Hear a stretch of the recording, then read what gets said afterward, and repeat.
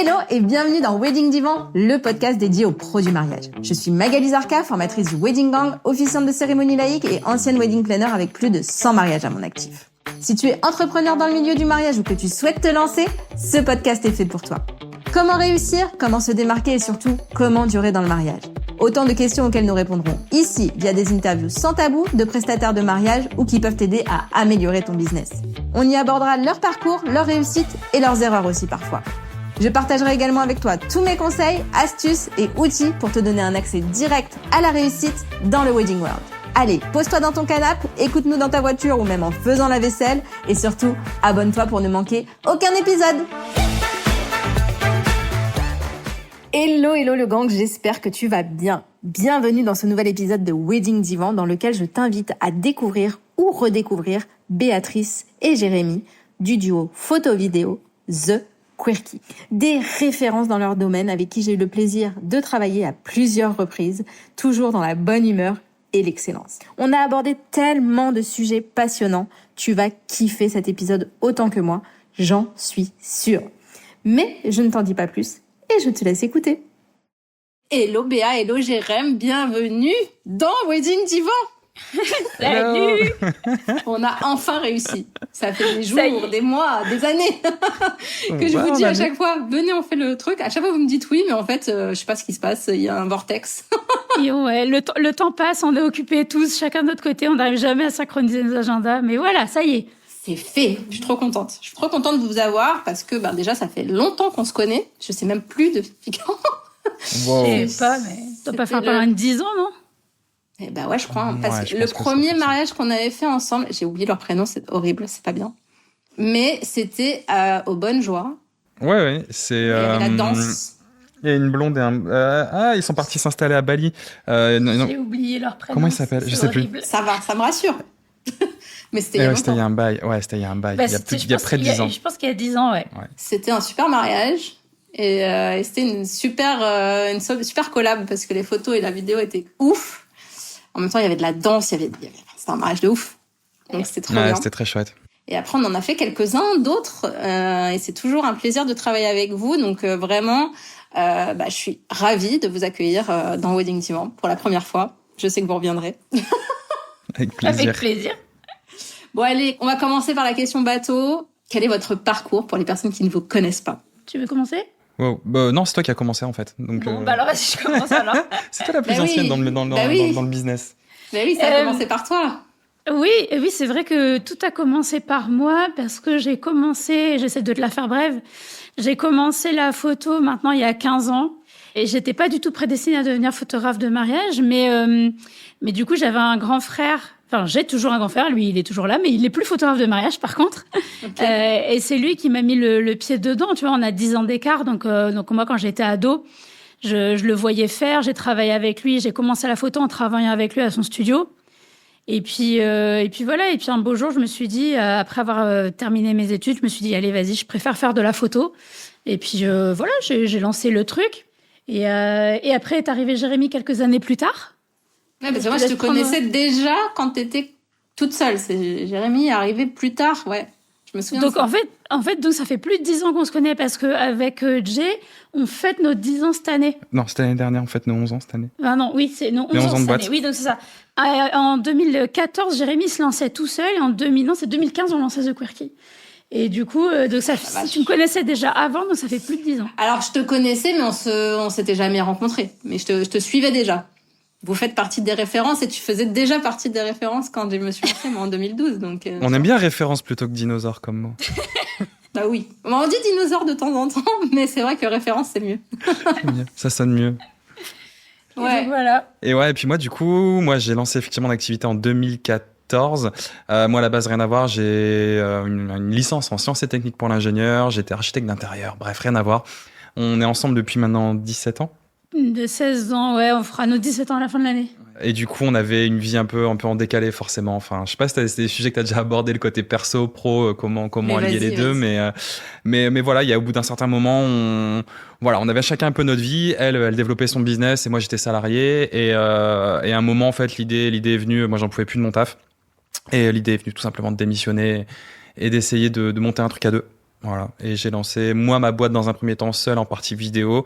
Et on s'est associé 1 ou 2 ans après sous le nom de The Quirky, quand j'ai rattrapé un tout petit peu de la qualité de son travail.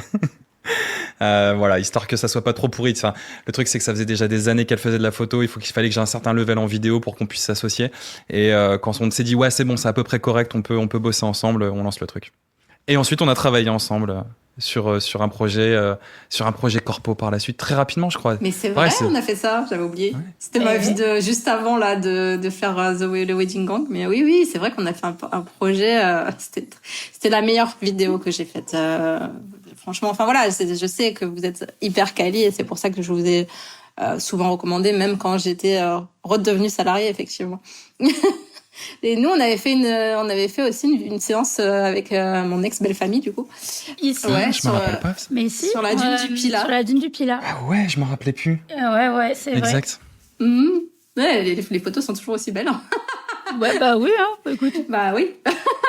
Donc, oui, c'est vrai que voilà, moi, je sais à quel point vous êtes doués. Et vous êtes doués aussi quand vous êtes ensemble. Alors, vous travaillez tout le temps ensemble?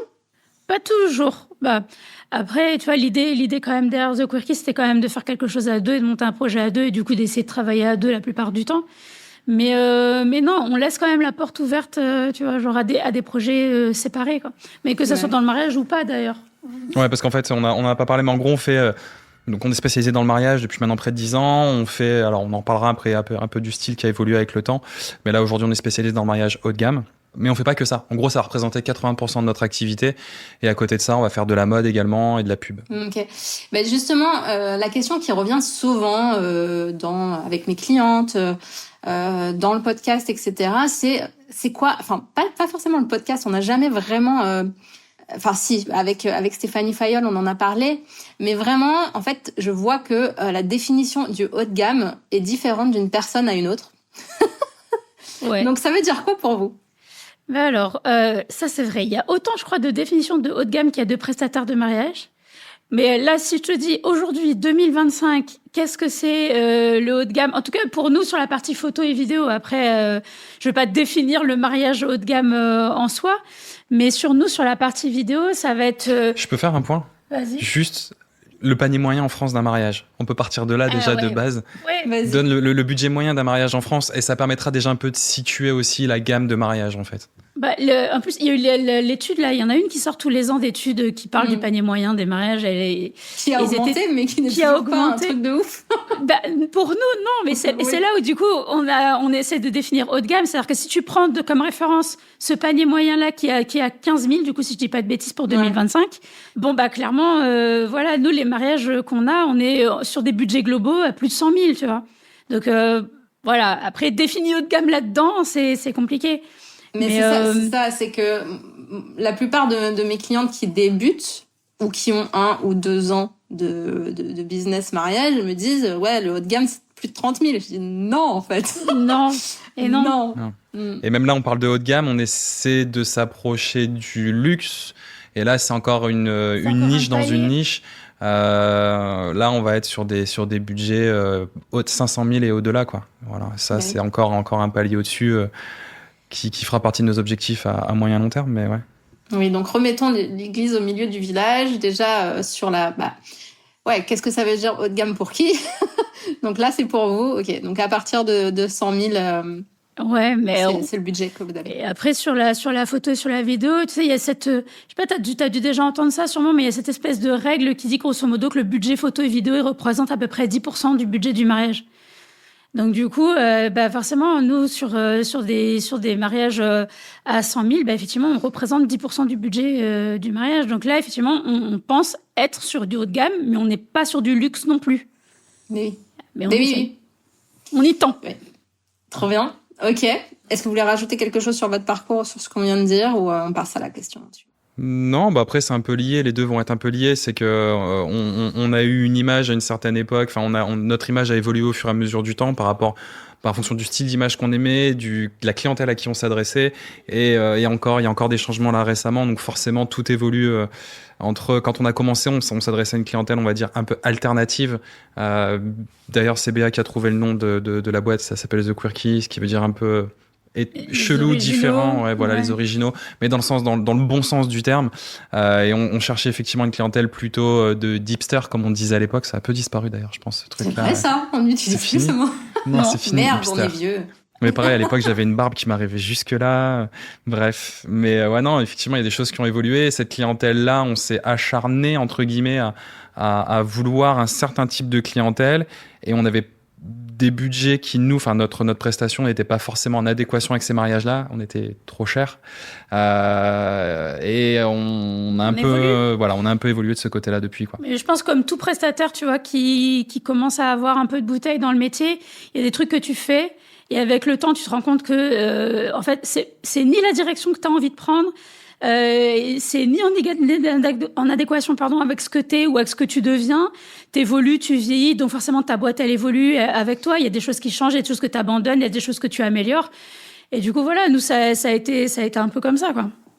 Ouais, ça fait partie des. Tu vois, j'ai fait un mail la semaine dernière, un peu de coup de gueule. En disant, effectivement, il faut pas se lancer à un prix ras des pâquerettes où tu te payes pas, tu vois. Mais il y a ce truc de dire, en tout cas chez les officiantes, où j'ai entendu mes clientes me dire qu'il y a des meufs qui sont allées les voir en leur disant faut que tu te mettes à 2000 direct, sinon tu casses le marché. Et en fait, moi, je suis pas forcément d'accord avec ça, parce que déjà, si tu te mets à 2000 direct en tant qu'officiante et que tu débutes, déjà, t'es pas à l'aise de te dire je me mets au même niveau que celles qui sont là depuis 10 ans, tu vois. Et du coup, tu te sens pas à l'aise à vendre ça. Donc, en fait, les meufs, elles vendront jamais ce prix-là. Bien sûr, il faut pas se lancer à 200 balles parce que j'en ai déjà entendu, tu vois. Mais, il y a un juste milieu à trouver. Et aussi, il y a toute l'expérience qui fait que, tu peux facturer plus. Moi, aujourd'hui, je suis à 3 000 €. Enfin, mais j'ai fait mon dernier mariage en décembre. Je suis à 3 000 € en tant qu'officiante, mais aussi parce que j'ai 18 ans derrière moi d'expérience, que j'ai une expérience client qui est carrée, que j'ai acquis plein de compétences, mais moi, ça me rend ouf qu'on dise ça aux gens. Je me dis, mais en fait, elles veulent juste casser des gens. Je suis d'accord et pas d'accord avec toi. Je suis d'accord dans ce sens-là. Il y a un point, par contre, à aujourd'hui, où quand nous, on a commencé le mariage il y a 10 ans, ça n'existait pas autant qu'à aujourd'hui, c'est la formation. Et quel que soit le milieu, quel que soit le métier. Demain, aujourd'hui, tu veux te lancer... Pas demain, aujourd'hui. Aujourd'hui, tu veux te lancer comme photographe, comme vidéaste, comme officiante ou comme wedding planner. Tu peux sortir de une ou deux formations que tu vas payer qui vont te coûter relativement cher, mais derrière, avec déjà tellement de bases et tu auras déjà tellement investi et tellement appris de choses, tu n'auras pas l'expérience, mais par contre, tu auras un certain savoir-faire qui font que tu te mettras pas, même, si on dit que le panier moyen, effectivement, par exemple, tu es aux alentours de 3 000 €, tu seras peut-être même pas à 2000, tu seras peut-être plutôt à 2005, effectivement, même si tu n'as pas l'âge de l'expérience, l'âge des années, tu auras quand même acquis un savoir-faire en formation qui justifiera aussi ton tarif, tu vois. Tu vois ce que je veux dire? Nous, quand on a commencé, il n'y avait rien, quoi. Bah oui. Moi, je l'ai inventé toute seule, ma formation. Mais oui. Non, mais ça, je suis complètement d'accord avec toi. Faut pas se lancer non plus à ce que tu disais, 200, 500 balles. Il y a un minimum. Et effectivement, quand t'es formé, là, tu vois, mes clientes qui sortent de ma formation de gang d'officiante, je leur dis, minimum du minimum, mets-toi à 1 200. Mais minimum, genre. Carrément. Pour moi, c'est 1 500, tu vois. Parce que, oui, t'as toutes les compétences et t'as tous les outils pour. Mais c'est pareil, tu vois, moi, je leur dis 1 500, mais il y en a qui arrivent pas à dire ce prix-là. Donc, si tu les forces à se mettre à ce prix-là, elles vendront jamais rien. Oui, parce qu'elles seront même pas convaincues elles-mêmes de ce qu'elles sont en train de proposer, donc... Exactement. Mais alors après, que c'est si, pas grave. elles font leur première... Moi, la première cérémonie que j'ai vendue, c'était en 2013, je crois. Ça date. Je l'ai vendue à 500 balles. Ce qui est que dalle. Et encore, tu l'as vendu. Moi, oui. Mon premier mariage, je crois que mes 3 premiers mariages, c'était gratos. Donc, Ah non, moi, j'ai fait payer direct. Trop bien, trop cool. Ouais. En fait, le premier mariage que j'avais eu, je sais pas si vous vous souvenez forcément, à l'époque, c'était une blogueuse mariage. Maintenant, elle est plus lifestyle, mais c'était Cécile et Kevin de With a Love Like That. Oui! Ah oui, putain, ça y est, une éternité. Ok. 2012. Wow. Ouais, c'était mon premier mariage. Voilà, c'était mon tout premier mariage. Donc, j'avais déjà fait payer, tu vois. Pas beaucoup, mais j'avais fait payer. Mais tu vois, c'est ce que j'allais dire, et c'est pas grave, même celles qui arrivent pas à se dire, voilà, je vais mettre un palier minimum pour commencer, avec lequel je suis pas à l'aise. Ça fait rien, parce que de toute façon, on a beau donner les conseils aux autres, on a tous le même parcours, et on a besoin de faire les choses par soi-même, on a besoin d'expérimenter pour comprendre que, et se dire l'année d'après, ok, bah en fait l'année d'après effectivement, je vais mettre un tarif un petit peu plus élevé et je serai à l'aise avec ce tarif-là, et l'année d'après encore un peu plus, et l'année d'après encore un peu plus, jusqu'à ce que bah éventuellement tu sois à l'aise avec un tarif plancher ou pas. Il y a des gens pour qui c'est l'augmentation, elle est avec l'expérience proportionnelle, tu vois. Mais en fait, on a tous besoin de vivre ce parcours-là à un moment donné. Exactement. Mais je suis complètement d'accord avec toi. Et encore, même, tu vois, même, tu dis 1 an après, mais moi, c'est pareil. Enfin, tu vois, quand je vends entre 3 et 5 fois un accompagnement, je sais que je peux changer de prix. Parce que je sais que je suis capable de le vendre à ce prix-là. Donc, je vais aller me challenger pour le vendre plus cher, tu vois. Ben oui, t'as raison. Donc, ouais, t'as même pas forcément besoin d'attendre l'année d'après, quoi. Béa, je me souviens d'un post Facebook, mon Dieu.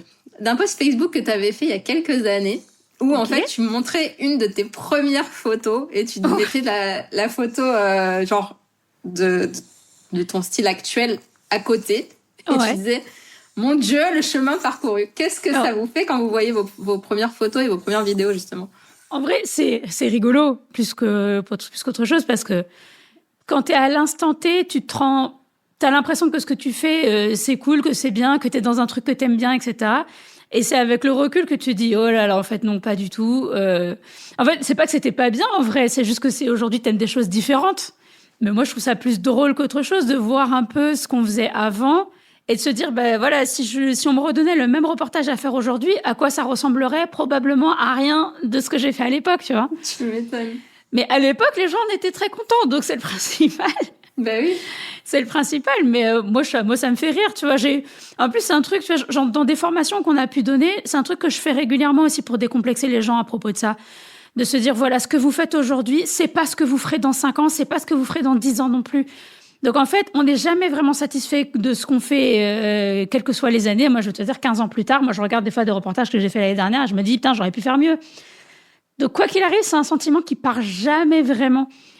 Mais ça arrivera de toute façon. Donc, j'ai pas peur de montrer mes anciennes photos et décomplexer par rapport à ça, tu vois. Genre, c'est pas grave. Oui. Et du coup, tu pourras nous faire un réel avec l'évolution pour la fin du podcast. En vrai, je pourrais faire ça. Ça pourrait être rigolo, tu vois, de montrer. Et en plus, en 15 ans, enfin, je pense que j'ai changé, pas radicalement, mais j'ai changé quand même des choses. La première photo, je m'en souviens très bien. Ah ouais, mais au moins, j'ai dû changer. Allez, si on grossit les traits, j'ai changé de style peut-être 3 ou 4 fois, tu vois, en 15 ans. Donc ouais, ce serait même drôle, tu vois, de reprendre exactement la même photo et de la retraiter, tu vois, avec les différentes étapes de ces 15 dernières années. Et tu aurais 4 trucs différents, quoi. Tu aurais 4 rendus différents. Trop cool. Ça serait Franchement, pourquoi pas? Mais du coup, c'est ce qui arrive aujourd'hui avec le style d'aujourd'hui qui se veut plus intemporel, justement, et qui sera moins marqué dans le temps, en fait. Le style d'aujourd'hui, de ce que tu vas pouvoir faire, proposer, je pense que dans 15 ans, tu vas pouvoir le regarder avec un œil un peu moins critique que ce que tu as fait il y a 15 ans déjà en arrière. Bah ouais. Ou peut-être pas. Hein. Ouais, j'allais dire, on évolue tellement que peut-être tu vas changer encore des trucs. Ouais. Et du coup, c'est quoi les 4 styles, à ton avis, que tu as eu au début et jusqu'à maintenant? Comment tu les définis? Je sais qu'à un moment donné, tu étais moody. Ouais, et ça a duré quand même le début de les 5 premières années de The Quirky, grosso modo. Mais avant The Quirky, en fait, tout à mes débuts, comme je disais, tu vois, c'est mon frère qui m'a lancé dans la photo de mariage. Donc, j'ai été au début influencée par lui, ce qu'il faisait, tu vois. Donc, j'avais des images à l'époque, il y a 15 ans, qui étaient un peu plus... Tu sais, c'était très contrasté. Je vais pas dire HDR, mais on n'est pas loin de ce délire-là, tu vois. Genre, c'était très coloré. C'était très saturé en termes de colorimétrie. Après, il y a eu toute la période... Les verts pas très Il y a eu la période un peu vintage, ouais, ce côté un peu... Mais qu'on retrouve ces derniers temps, et c'est ça qui est drôle. C'est-à-dire que la mode est un éternel recommencement. Un éternel recommencement, c'est-à-dire que, tu vois, après cette période-là où j'ai été très inspirée par mon frère et que là, après, j'ai commencé un peu à m'approprier les trucs, il y a eu toute cette période où on aimait le côté inspiré des pellicules, tu vois, en termes de colo. Donc c'était décontrasté cette fois-ci, du grain dans les images, des noirs un peu pas trop contrastés, un peu passés, tu vois. Après il y a eu la période Moody au lancement de The Quirky qui a duré à peu près 5 ans. Et là, ces dernières années, on est sur un truc beaucoup plus intemporel, tu vois, sur des couleurs plus naturelles, sur des choses qui vont pas trop loin en termes de post-prod. Mais ce qui est drôle, c'est que si tu regardes ce qui se fait sur le marché, t'as à la fois ça, Et à la fois, on est sur un retour de ces images vintage que moi, j'ai dû faire du coup en 2000, ça va être en 2010, 2012, dans ces années-là, tu vois. Donc ça se trouve, je pourrais te ressortir des images de 2012 sans les retraiter, les poster maintenant, et les gens se diraient « Ah ouais, c'est très actuel, tu vois ?» Fais le test. À votre avis, de quand date cette photo? Ah ouais, c'est comme tu dis, c'est un éternel recommencement. Il y a des choses qui passent plus ou moins vite, il y a des choses qui restent, il y a des choses qui restent en évoluant un tout petit peu. Mais si je vois les 4 grosses étapes, c'est à peu près celle-là, tu vois. Et toi, Jérémy, du coup, quand tu regardes tes vidéos, tes premières vidéos, ah, mais les premières vidéos, c'est une catastrophe. Non, mais vraiment. Après, en vidéo, le truc, c'est que pour appréhender les choses, il y a tellement de postes différents dans la vidéo, que ça soit déjà en la prise de vue, c'est une chose, le montage, ta colorimétrie, l'utilisation du son que tu vas faire, les discours, si tu veux faire du storytelling ou pas. En vrai, le temps que tu arrives à maîtriser à peu près quelque chose, ça prend 1-2 ans et après, tu as juste la partie suivante et ainsi de suite. En vrai, quand j'ai commencé, je faisais des choses très clippées, donc de la musique et de l'image. Un peu ce que faisait Pascal à l'époque. C'est lui qui a un peu lancé, un peu dépoussiéré la vidéo de mariage à l'époque. Et puis ensuite, j'étais pas mal influencé aussi par Mayol, BKT. Je sais pas si tu te rappelles. Oh, je sais même pas ce qu'il devient. Ah oui. Oh oui. J'avais oublié ce nom. Mayol. BKT, ouais. BKT Film, qui eux étaient très storytelling, très romantique, mais qui avaient un point de vue intéressant sur justement le storytelling et l'utilisation des discours, et d'essayer de vraiment personnaliser au mieux les choses. Mais je trouvais ça cool, mais chiant en vrai. Ça m'a jamais vraiment plu à 100%. Et aujourd'hui, c'était trouver un style hybride entre vraiment raconter les mariés, vraiment personnaliser la vidéo de mariage, et mais de faire quelque chose de funky, quelque chose qui me plaise et qui reste fun. Donc l'idée d'avoir quelque chose à la fois esthétique, joli, mais cool en termes de montage. Voilà, c'est vrai que ça a pas mal aussi évolué avec le temps, quoi. Donc t'es un peu plus comment dire, critique sur ton travail que Béa qui a plus de on va dire d'amour pour ce qu'elle était déjà. Ouais, en plus c'est même pas de l'amour, mais je me dis, tu sais, on a tendance à être tellement dur avec Mais soi. c'est ça. Que je pense que c'est avec le recul en vrai, hein, parce qu'il y a quelques années, j'aurais peut-être pas tenu ce discours-là, mais avec le recul, je me dis, il y a 15 ans, je faisais autre chose, il y a 10 ans, je faisais autre chose, et c'est pas grave. Et en fait, avec le temps, tu te dis, mais dans 5 ans, je ferai peut-être encore autre chose, et c'est pas grave non plus, tu vois. En fait, c'est juste, tu regardes les gens, tu regardes les trucs que tu faisais à l'époque, les mariages que tu faisais à l'époque, ce que tu leur rendais. Faut juste se dire, en fait, la photographie, on a beau dire que c'est un truc que tu essayes de faire intemporel. Non, en fait, la photographie, quand tu l'as fait, ou la vidéographie, ça marque une époque, quoi qu'il arrive. Donc, et tu retrouves ces marqueurs-là de l'époque dans ce que tu faisais. Donc, c'est tout. Et après, quand les époques changent, voilà. Mais du coup, j'essaie de pas être trop critique avec les vieux trucs, tu vois. Genre, je me dis, voilà, c'est tout, c'est pas grave. Jérôme, il se dit rien, il sourit. non, mais parce que vraiment, c'est de l'objectivité, c'est pas de la fausse modestie ou quoi. Vraiment, enfin, en vidéo de mariage, c'est très long de devenir à peu près bon et d'être satisfait de son travail. Vraiment. Je pense que tous les vidéastes qui vont m'écouter vont comprendre. Avant de maîtriser, je te dis vraiment, tu pourrais te payer des formations tous les ans sur chacun des postes dans la vidéo de mariage. Apprendre à faire ta colorimétrie, apprendre à faire ton son, apprendre à faire des images au drone, apprendre à à faire ton montage, apprendre le storytelling. Je te jure, c'est pas pour dénigrer le métier de photographe, mais il y a plus de facettes, il y a plus de palettes à maîtriser avant d'être content qu'un photographe, quoi. Ah, mais je te crois à 100%. Et puis, enfin, c'est aussi une des raisons pour lesquelles je suis très compliquée en vidéo. C'est-à-dire que j'ai beaucoup de mal à trouver des vidéastes qui me conviennent. Parce que je suis dure. Enfin, c'est hyper, il y a plein de choses. Il y a, bien choisir, tout, en fait. Bien choisir la musique, les angles, qu'est-ce que tu vas raconter.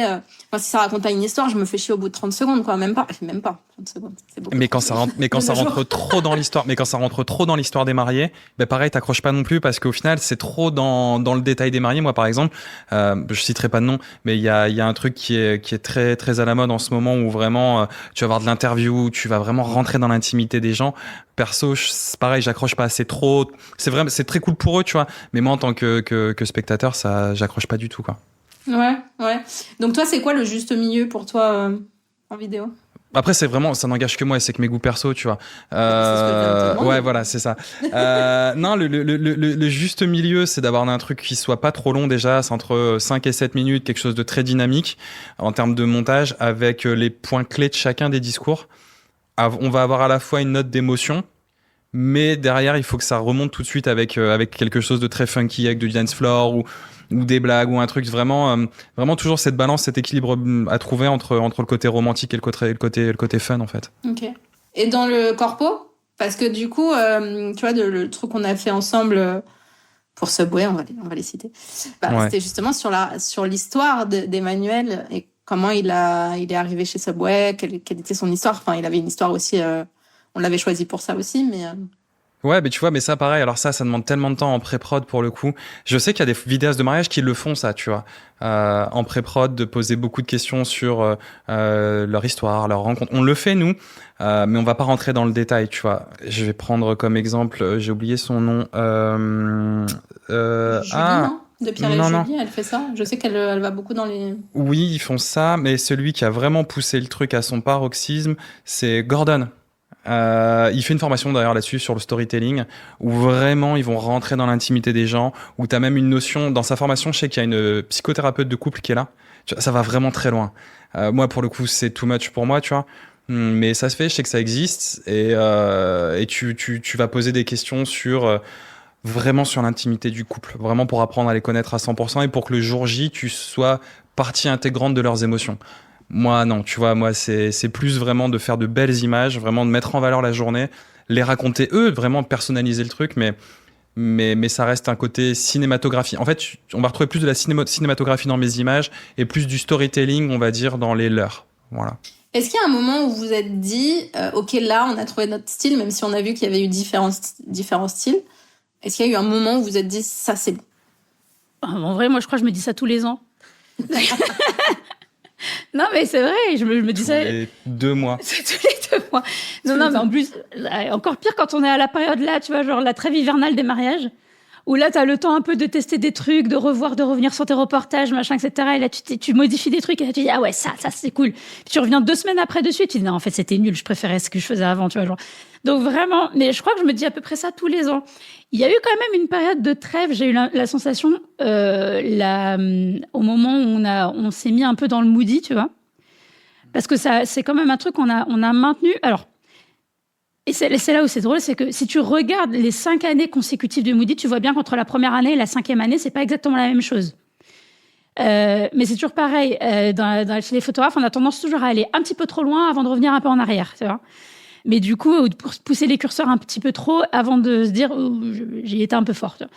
Mais du coup, tous les ans, quasiment, moi, je me dis ça, en fait. Tous les ans, je me dis ça, c'est pas mal. C'est pas mal ce que... Ou alors, c'est avant de commencer la saison. Je me dis ça, c'est pas mal, je vais faire ça cette année.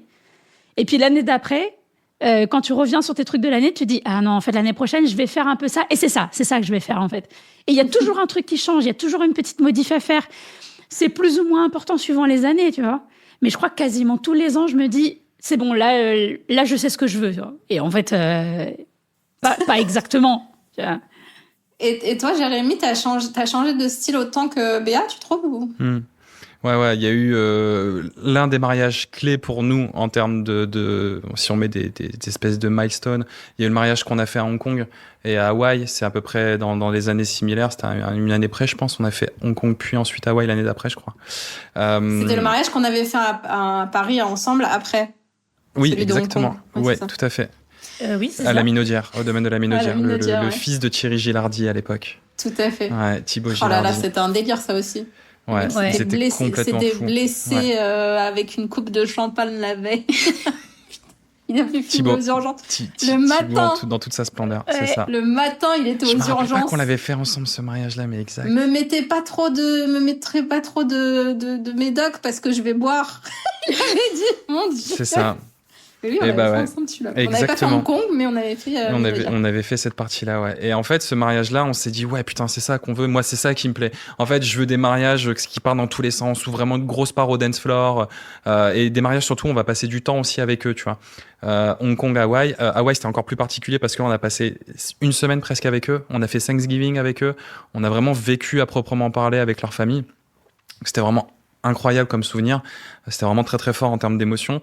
Et là, on s'est dit, ouais, on tient un truc. Que ça soit moi en termes de vidéo, Béa en termes de style de photo. Et ça a duré, comme tu disais, on s'y accrochait pendant peut-être 2-3 ans à ce truc-là. Ça, c'est peut-être le seul truc qui est resté, tu vois. Ce que me disait, ces mariages-là, ça a été un peu des milestones dans notre truc. Autant tu peux changer 50 fois de style d'image si on parle de colorimétrie, tout comme ça, tu peux changer tous les ans. Autant il y a des choses qui restent.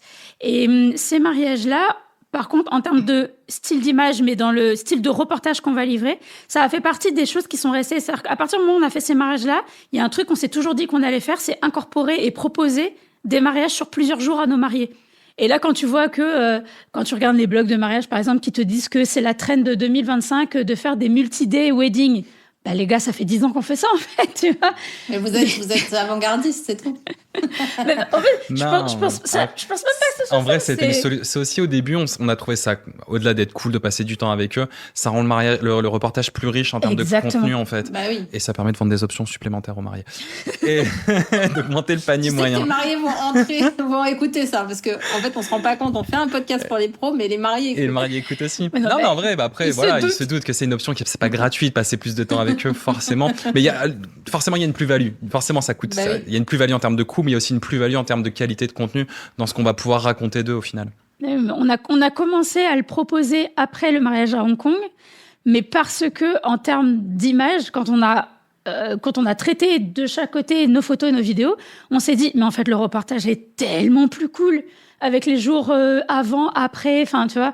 Et c'est à partir de là où on a proposé dans nos prestats de se dire écoute on le met et parce que ça se trouve, il y a des gens qui vont se dire en regardant, enfin, si tu leur proposes pas, ils peuvent pas savoir que ça existe, en fait. Et ils ont pas l'idée par eux-mêmes. Et c'est à partir de là qu'on s'est dit dans nos prestats, on va proposer une prestation sur 3 jours pour que les gens se disent, bah ouais, avoir les images avant, après, ça peut être cool, ça rend le reportage plus sympa, ça rend le reportage plus cool en vidéo, ça te permet d'avoir plus de moments aussi que tu partages avec ta famille. Et ça rend le tout carrément plus beau, quoi. Bah, surtout, la plupart, ils font quand même un brunch, le lendemain, donc ça tu peux avoir aussi ces images-là incorporées, c'est toujours plus cool, c'est sûr. Mais c'est aussi des images, pas forcément des trucs classiques comme tu dis le brunch ou ce que les Américains font, les rehearsal dinners, c'est vraiment par exemple, on est parti avec des couples sur la côte amalfitaine par exemple, ils sont partis se balader sur l'île de Capri avec leurs potes en mode on fait le marché, on fait les boutiques, c'est vraiment des moments de vie qu'on est parti chercher en plus que des trucs classiques qu'on va retrouver quasiment dans tous les reportages, tu vois.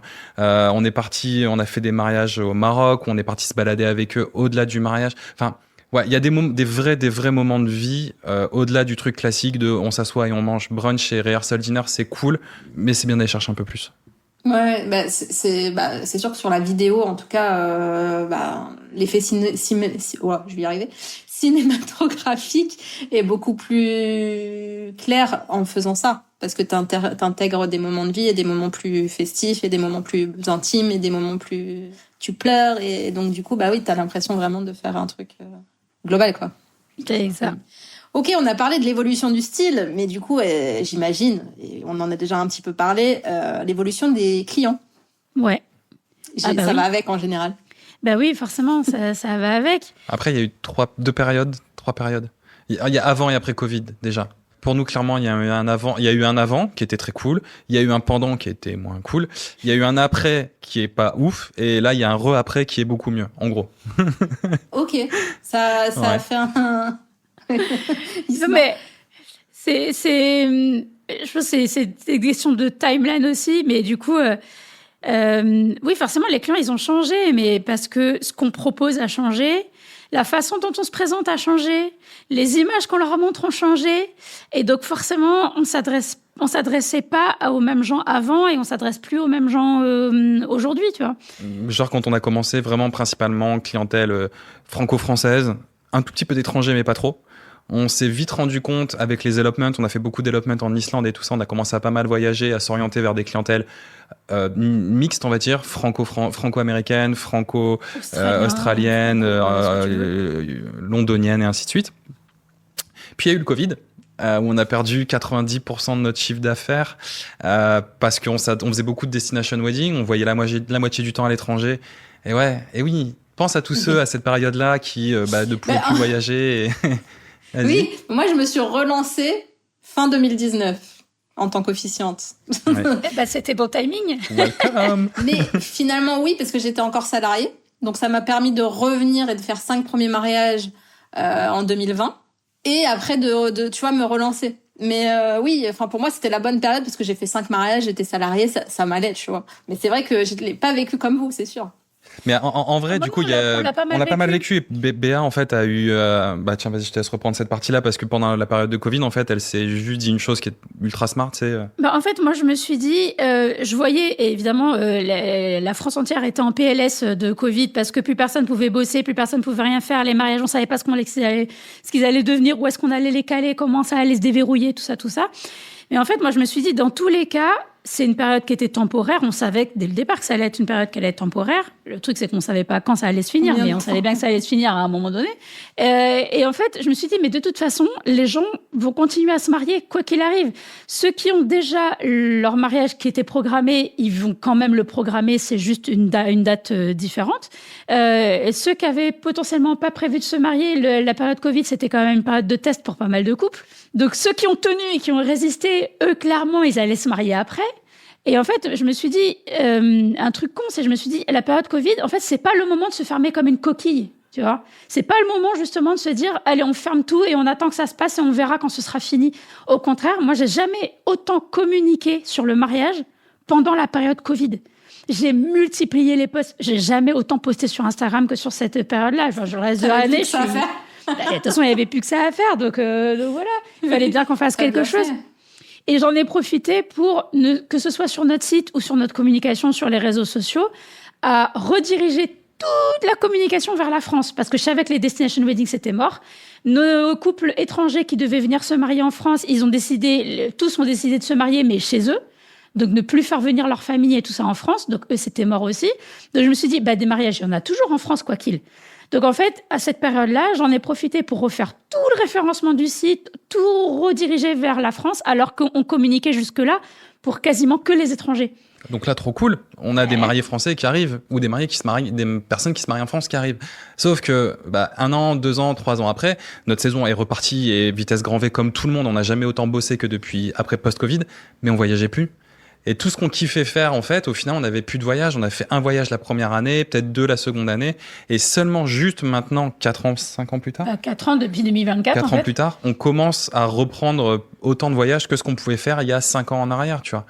Donc voilà, la clientèle, elle a vraiment varié comme ça. Vous avez refait de la com sur la partie...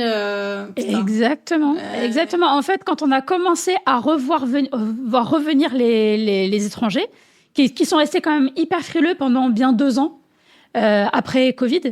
Là, on s'est dit, OK, je pense que là, c'est bon, ils vont commencer à revenir. Et c'est toujours pareil, c'est à la fois une question de flair et à la fois une question faut regarder ce qui se fait autour de soi. Il faut toujours être ouvert à ce qui se fait autour de soi.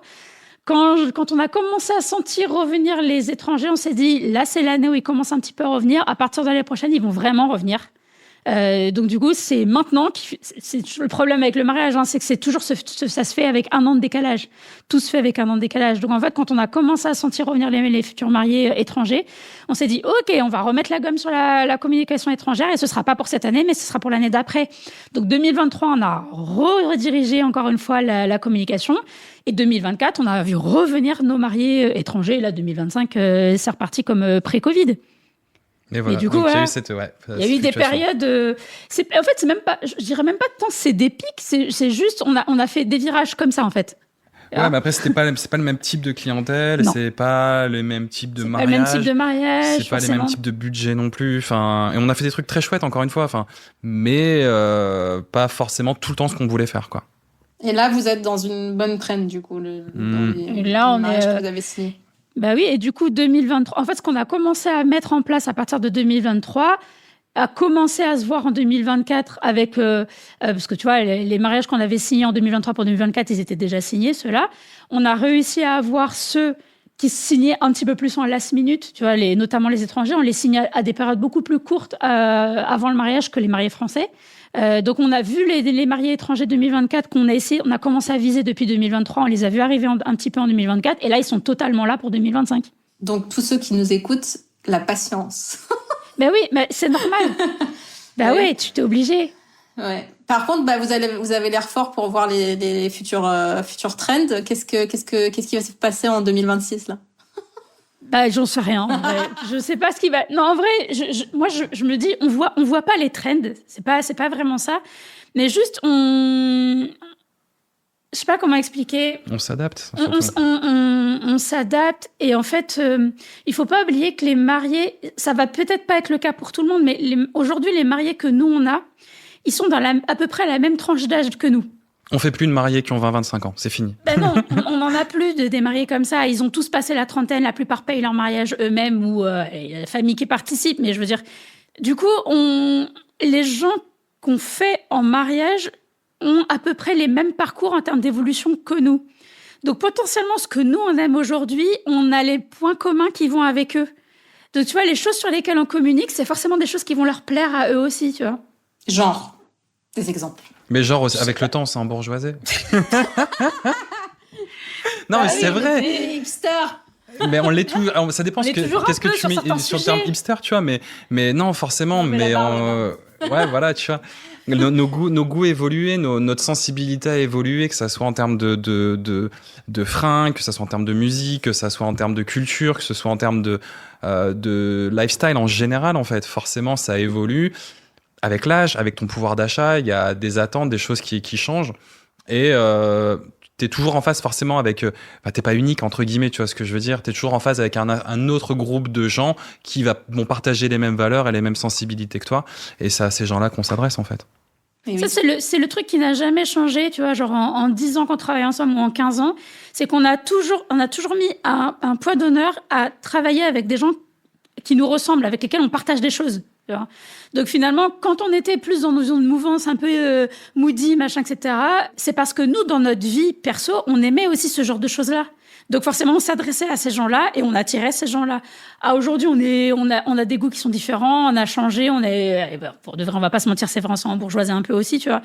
Donc du coup, les choses qu'on partage, les choses qu'on aime aujourd'hui, c'est plus les mêmes. Et quand on partage un petit bout, on le fait pas énormément, mais quand on partage un petit bout de notre vie perso sur les réseaux sociaux, forcément, on va attirer des gens qui partagent les mêmes choses que ce que nous, on montre.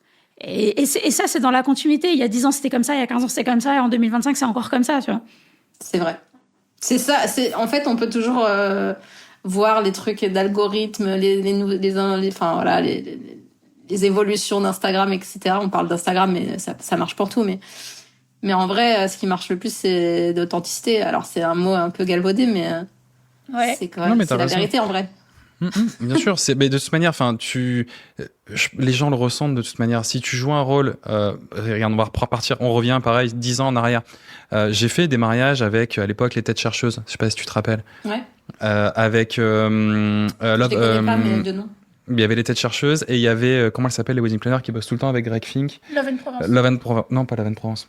Non, c'est pas Love and Provence. Lavender and Roses. Lavender and Roses. Voilà. J'ai fait 3 mariages avec très très haut de gamme, à plusieurs millions d'euros.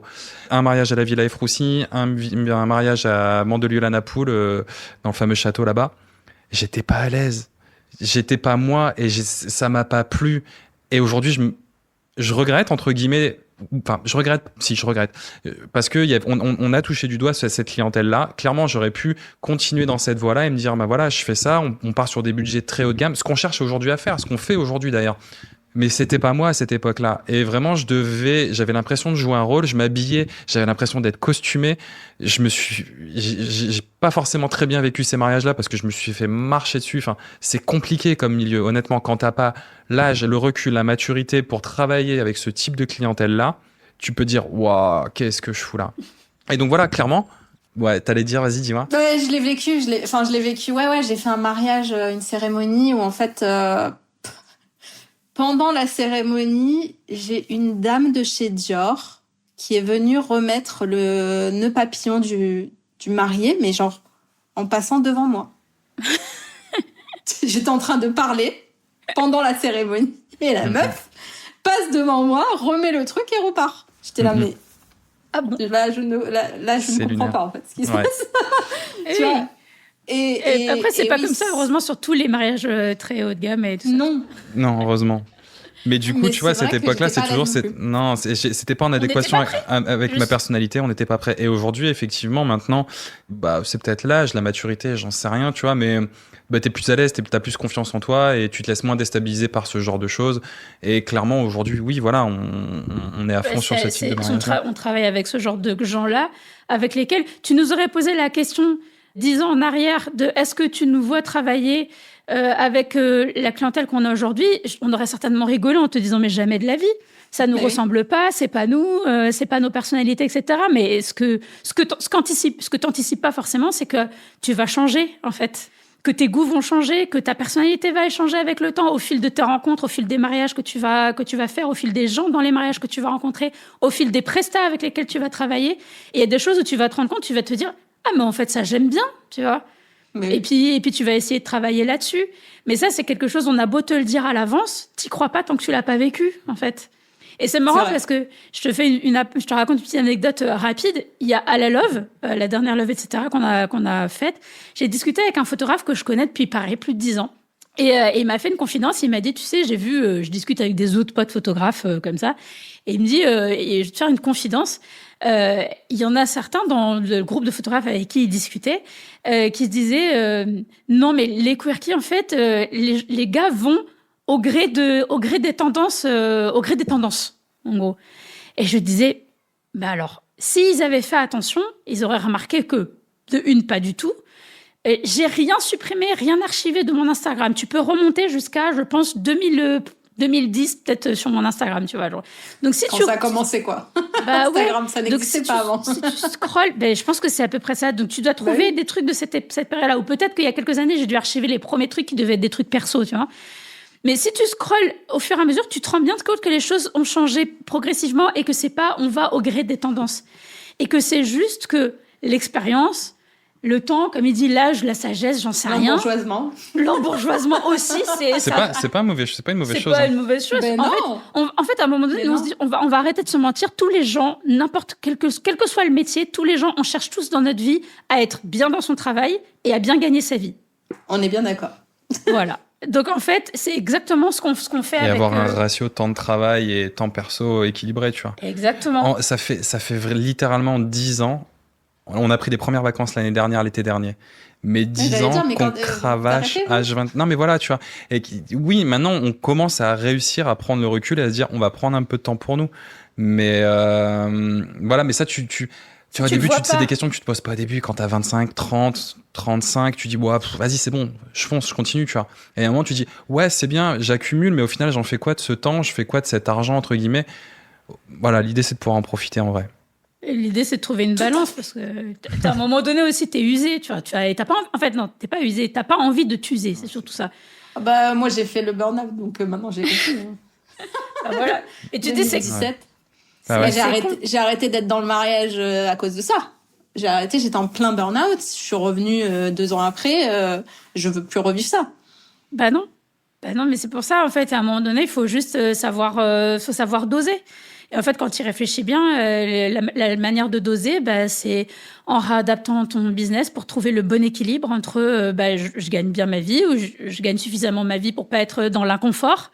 On cherche pas à devenir millionnaire, on sera jamais millionnaire en étant photographe et vidéaste de mariage. Il y en a, ça existe, mais c'est une poignée, tu vois, de gens qui sont comme ça. Bon, on sait jamais. On sait jamais. On sait jamais, encore une fois. On refera un podcast dans 5 ans ou dans 10 ans. Exactement. Vous faites aussi de la formation, vous faites aussi plein de trucs. Vous faites pas que tout ça. On n'en fait pas tant que ça. On en fait un peu, mais on n'en fait pas tant que ça. Et puis c'est pareil, les formations, à chaque fois qu'on en fait, et on le dit très honnêtement aux gens qui viennent à nos formations, on fait pas ça pour s'enrichir non plus. On n'y gagne rien la plupart du temps quand on fait des formations. On le fait parce qu'on aime bien partager avec les gens. On le fait parce qu'on aime bien être en communauté avec les gens de notre métier, parce que on fait tous des métiers quand même qui sont relativement solitaires quand on y réfléchit bien. Et c'est ça qui nous fait plaisir, c'est de se retrouver entre gens qui partagent dans les mêmes problématiques et d'échanger avec ces gens-là et de partager, nous, ce qu'on a vécu de notre maigre expérience, tu vois, et de le partager avec les autres en se disant peut-être que ça leur évitera quelques péripéties pendant leur parcours à eux, mais on le fait pas pour s'enrichir, encore une fois, tu vois, on n'y gagne pas grand-chose là-dessus. C'est dommage, parce qu'en fait, c'est la même chose que sur la vidéo et la photographie, c'est-à-dire que vous leur apportez des choses. Moi, j'ai compris ça il y a pas longtemps. Je me suis dit, mais putain, mais en fait, j'ai demandé, c'est une de mes coachs qui m'a dit, mais combien tes clientes gagnent après tes accompagnements? C'est genre, c'est quoi le début de ton accompagnement? C'est quoi leur tarif? Et à la fin, c'est quoi leur tarif? En fait, en moins de 3 mois, elles augmentent de plus de 55% leur tarif. Bah, c'est bien. Donc déjà ça, ben ouais, mais en gros tu leur fais gagner du temps et de l'argent, donc c'est normal que ça t'en rapporte aussi. Tu vois. Oui, c'est normal. Tu partages ton savoir et tu partages ton expérience et ça se rémunère comme n'importe quelle formation pour n'importe quel métier en réalité. C'est ça. Mais nous jusqu'à présent, c'est pas le but du jeu ou la finalité de notre carrière dans la photo et la vidéo.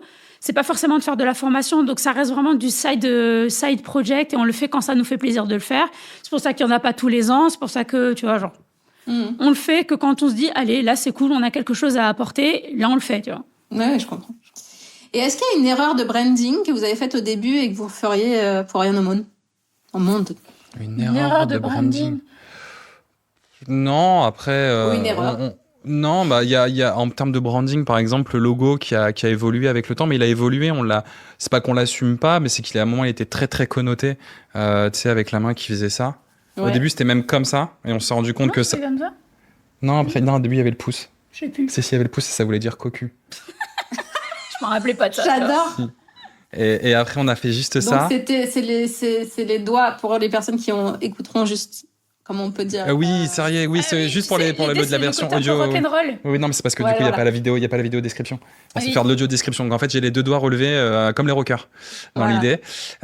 Ensuite, on a fait la main qui est croisée avec les deux doigts qui se croisent en mode wish you luck, tu vois, on croise les doigts en mode la chance. Et maintenant, ça, le logo a sauté et on est parti sur une typo bâton très. On est sur le less is more de l'élégance. Exactement. Et puis on est sur l'embourgeoisement. On est sur l'embourgeoisement. Non, on est sur... L'élégance sur la sobriété. L'élégance, c'est la sobriété, le raffinement. Voilà. Et puis à un moment donné, on a, tu sais, il y a des trucs que tu te dis avec le temps, c'est, en fait, on va pas changer de logo tous les 4 ans, tu vois, genre. Ouais. Donc en fait, on va en choisir un. Intemporel. Comme les photos mais en vrai, les marques en général, je vais pas me comparer ni à Coca, ni à, par exemple, tu prends Burberry ou même Céline ou Chanel. Par exemple, Céline ou Chanel, t'avais ce fameux logo et au final, ils sont revenus juste en leur nom propre et t'as leur nom qui est juste une typo bâton classique, tu vois. Voilà. Et le logo en lui-même a disparu. Après, tu le retrouves sur les vêtements, sur les trucs, etc. Sur les enseignes, non. Mais sur les enseignes, tu le retrouves plus. Mais parce que tu te dis, en fait, à un moment donné, quand tu commences à travailler ton image de marque, en vrai, on devrait tous réfléchir à un truc. Mais encore une fois, c'est difficile tant que tu l'as pas vécu. On devrait tous réfléchir à un truc qui est censé durer dans le temps, qui est censé te représenter, tu vois. Genre. Et en vrai, nous, on a fait à chaque fois des trucs qui nous représentaient à l'instant T. Et c'est avec le recul qu'on s'est dit, et en fait, non. Ça colle pas, ça va plus, faut changer, voilà. Oui, ou voilà, c'est l'évolution qui va avec, donc c'est pas très grave en vrai. Et encore une fois, nous on s'en fiche, on n'est pas Chanel, on n'est pas voilà, donc qu'on change de logo l'année prochaine, je veux dire a priori on va pas bouleverser la terre, tu vois. Ça devrait. Bon, ça te fait un post en plus, tu te dis je change de logo, trop bien. Voilà. Non, dans les trucs qu'on aurait dû faire plus tôt, par exemple, c'était doubler le site version anglais. On l'a fait relativement tardivement, je pense, d'avoir une double page, on l'a fait. Au bout de 4-5 ans. Au bout de la 4e année, peut-être. 4-5 ans. Ouais. En fait, c'est des tips que tu pourrais donner à des gens qui lancent leur activité ou qui sont jeunes dans le métier. Ouais, suivant ta clientèle, encore une fois. Suivant ce que tu cherches à faire. Si tes clients sont uniquement français, ça sert à rien d'avoir la double traduction. Limite, aujourd'hui, on pourrait avoir presque un site qu'en anglais. On sait que les Français qui travaillent avec nous, ils parlent anglais, quoi qu'il arrive. Ouais. Donc, il y aurait ça. Et puis sinon, dans l'ensemble, non, on n'a pas... Non, en fait, à chaque fois, le branding, ce qu'on disait tout à l'heure, il a toujours été aligné avec ce qu'on est personnellement. Donc, en fait, on n'a pas l'impression d'avoir fait des erreurs. On en a peut-être fait, mais on les voit pas. Ouais, ou alors on les a pas vus, tu vois. Mais à chaque fois, on a essayé de rester aligné avec nous, tu vois, et avec les gens avec lesquels on travaillait, etc., etc. Donc, après, c'est sûr que... Mais c'est facile à dire 10 ans plus tard. C'est sûr que si tu me demandes, en ayant la même connaissance aujourd'hui, si tu revenais 10 ans en arrière, je te dirais, est-ce que je ferais du Moody ? Probablement pas, tu vois. J'irais directement à là ce qu'on fait aujourd'hui. Et je pense que j'irais nécessaire. Bah oui, en fait. Mais c'est tout. Faut pas les regretter, tu vois. Donc c'est. Mais sinon, il y a pas eu. On n'a pas eu l'impression de faire de grosses erreurs. Alors, il y avait une question, peut-être qu'on en a déjà un peu parlé, mais à quel moment vous avez senti que votre patte visuelle était assez forte pour que quelqu'un voit tout de suite que c'était vous sans avoir votre signature ou le fameux logo qu'on avait avant en bas, tu sais. Je sais pas si les gens vont pas savoir de quoi on parle, mais avant, il fallait signer, il fallait signer sa photo pour pas qu'on nous la pique, tout ça. Mais j'en vois encore. Ouais. Mais oui, c'est vrai. Encore. Bah oui. Non, faut pas faire ça. Faut arrêter, stop. Non, arrête le watermark sur les photos. En vrai, est-ce que, je sais même pas s'il y a eu un moment. En fait, moi je pense que si. Alors moi c'est mon point de vue, après tu me dis si t'es d'accord ou pas. Ouais. En fait, tous les ans, il y a eu des mariages, des images fortes. Tous les ans. Il y a eu un truc où on a dit, ah ouais, putain, ça c'est les quirky. Et après, honnêtement, et on le sait, on le voit, et au début on réagissait, maintenant on réagit plus. Des choses qui ont été copiées, recopiées, tu vois. C'était un des sujets que je voulais aborder. Ouais, bah voilà, bah trop bien. Bah tu vois, par exemple, la première fois où on a été faire des images de nos mariés sous la douche. Ok. Parce que dans les prépas, on a fait ça. On a fait ça à Marrakech, où on a mis la mariée dehors et le marié en train de se. Sur les douches extérieures. Et bah, en maillot de bain. Hein. Dans le mois qui a suivi, on a vu que ça, c'est ça. Et il y a eu une période, il y a eu une année, on voyait des mariés sous la douche tout le temps, tu vois. Ça faisait partie des images des préparations. C'est bien, vous lancez la tendance. Non, mais c'est pas lancé. Ouais, non, on n'aura pas cette prétention-là, tu vois. Ouais, non, mais tous les ans, en fait, il y a eu un truc. Ouais, la copie, l'inspiration, c'est encore un vaste. On peut en parler pendant des heures, tu vois. Tous les mois ou tous les 6 mois ou tous les 2 mois, il y a un truc qui retombe. Là encore récemment, il y a un reportage qui a été littéralement copié de Béa. Mais littéralement, si, tu peux le dire. Enfin, on a fait une campagne pour une robe de mariée qui a été littéralement copiée. De A à Z. De A à Z. Le même lieu, la même robe. C'est juste la modèle qui a changé. Les photos, elles sont strictement identiques. Identiques, je te jure, identiques. Franchement, on a vu passer le truc. Sur le coup, je me suis dit, casse les pieds, les gens. Et après, c'est bon, 2 heures après, je sais pas. T'as dit ça plus vulgairement, je suis sûre. Évidemment, j'ai dit ça beaucoup plus vulgairement. Et ceux qui me connaissent savent que j'étais bien plus virulente au moment. Non, mais parce que sur le coup, ça t'énerve. Parce que franchement, tu te casses le cul à essayer de faire des choses originales, de trouver des nouveaux trucs, d'avoir toujours une idée, nanana, pour que finalement, 1 an ou 2 ans après, que t'aies quelqu'un qui se dise pourquoi je me ferais chier, moi, ça c'était bien, je vais refaire la même chose. Et c'est toujours énervant. Et puis en vrai, 2 heures après, j'étais là genre, tu sais quoi, je m'en fous, c'est une campagne qu'on a fait il y a 2 ans, vas-y, l'année prochaine, je suis déjà passée à autre chose, et l'année prochaine, je serai passée à autre chose encore. Donc exactement. En fait, je m'en fous. Enfin voilà, je me souviens, nous on s'était fait copier le site intégralement mot pour mot, etc. En fait, si les gens ont besoin de ça pour exister, c'est qu'ils n'ont pas encore trouvé leur patte, leur truc. Exactement. Et voilà, c'est copié mais pas égalé pour le coup. Puis même si c'était égalé, s'il fait encore mieux, mais tant mieux pour lui, tu vois. Mais s'il fait mieux à ce moment-là, c'est que c'est plus de la copie, c'est qu'il a dépassé le truc. Et tant mieux. Et tant mieux. Mais quand tu prends 2 photos où c'est le même post-traitement, où c'est la même pose au même endroit, s'il te plaît. C'est agaçant sur le coup. Et après, tu te dis, ouais, vas-y, c'est pas grave. De toute façon, je suis déjà passée à autre chose. Mais c'est ça, c'est que, en fait, c'est ça, c'est ce que je disais, c'est lancer les tendances. Et alors, il y en a qui vont adapter la tendance et il y en a qui vont copier. Et après, c'est plus notre problème, mais on sera déjà loin. C'est ça le truc. C'est ce que je me dis. Mais ça nous oblige, et quelque part c'est tant mieux, parce que ça nous fait une piqûre de rappel et ça nous oblige à pas s'endormir. Tu vois. À pas rester sur ses acquis. Voilà, ça nous oblige à pas s'endormir. Et en vrai, on a dérivé un peu de ta question, mais je sais, moi, pour le coup, je sais pas s'il y a eu vraiment un moment, ou peut-être au début du Moody, mais c'est parce que le contexte était aussi... Voilà, parce qu'on était les premiers à faire du Moody en France et que là, pour le coup, c'est la seule fois, et c'est la seule fois où tu m'entendras dire ça, je pense, de toute ma carrière, mais c'est la seule fois où, pour le coup, j'ai vraiment apporté quelque chose de nouveau en France. Ça n'existait pas, il y avait personne qui le faisait. On est arrivé, on a montré qu'on faisait un nouveau truc, on s'est beaucoup fait critiquer pour ça aussi, on s'est pris beaucoup de bashing par rapport à ça, mais on a fait notre truc quand même et ça a marché. Et aujourd'hui, tu as des photographes Moody, c'est devenu un truc hyper commun en France 10 ans plus tard, tu vois. Mais c'est la seule fois où je me dis peut-être, à cette époque-là, tu pouvais regarder des images et te dire, ouais, ça, c'est des images de The Quirky. À aujourd'hui, je suis pas sûre que tu regardes mes images et que tu saches les reconnaître parmi... J'en sais rien, en vrai. Et je me pose même pas la question. Moi, je me dis, est-ce que mes images, la question que je me pose, c'est, est-ce que mes images sont suffisamment au niveau de ce qu'on cherche à faire, des gens avec lesquels on cherche à travailler, en termes de futurs mariés et en termes de prestats, Si oui, c'est bien. Sinon, qu'est-ce que je peux faire pour que ça soit vraiment au niveau? Tu vois, qu'est-ce que je peux améliorer? C'est quoi les points sur lesquels je dois faire mieux? Est-ce que c'est du technique? Est-ce que c'est de la prise de vue? Est-ce que tu vois, genre, et je cherche à améliorer ces points-là. Mais aujourd'hui, je cherche pas à être reconnaissable. Ouais, c'est ça. C'est de la remise en question. Et tu l'as cherché à être reconnaissable avant? Ah ouais, il y a une époque, mais je pense que c'est un truc normal quand tu sais, c'est à mi-chemin de ta carrière, quand t'es plus vraiment un débutant, mais que t'as pas non plus 20 ans derrière toi. Je pense qu'il y a tout le monde passe ce petit moment où t'as envie de ton travail, t'as envie de la reconnaissance des autres, en fait.